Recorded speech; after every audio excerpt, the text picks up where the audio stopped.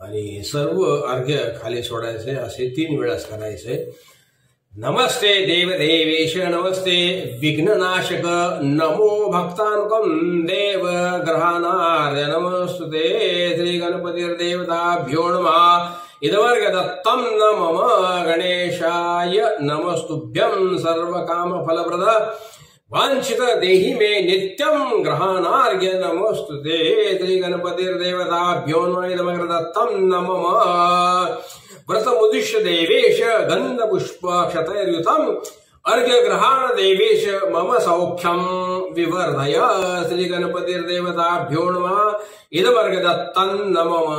त्यानंतर आपल्याला प्रार्थना करायची गणपतीची।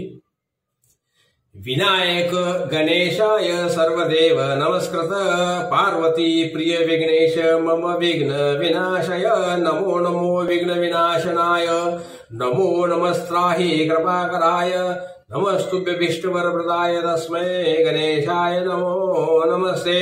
मंगलमूर्ति मौर्य श्री सिद्धिविनायकाय नमः। प्रार्थनां समर्पयामि।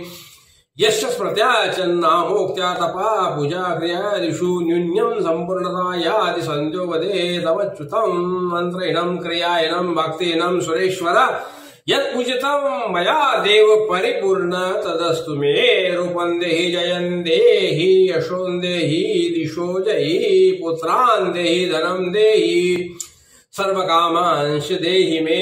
आणि नमस्कार करायचा।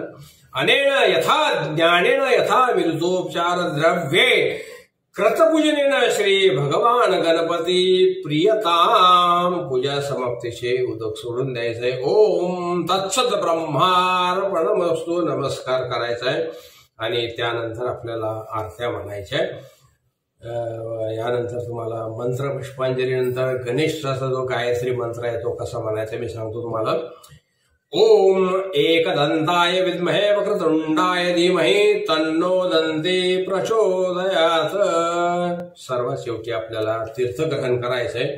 अभिषेकाचे व पंचामृत स्नानाचे जे तीर्थ असते एक पळीवर प्राशन करायचे आणि पुढील मंत्र म्हणायचे। अकाल मृत्युहरणं सर्व व्याधी विनाशनं देवपादोदकं तीर्थं जठरे धारयाम्यहम्।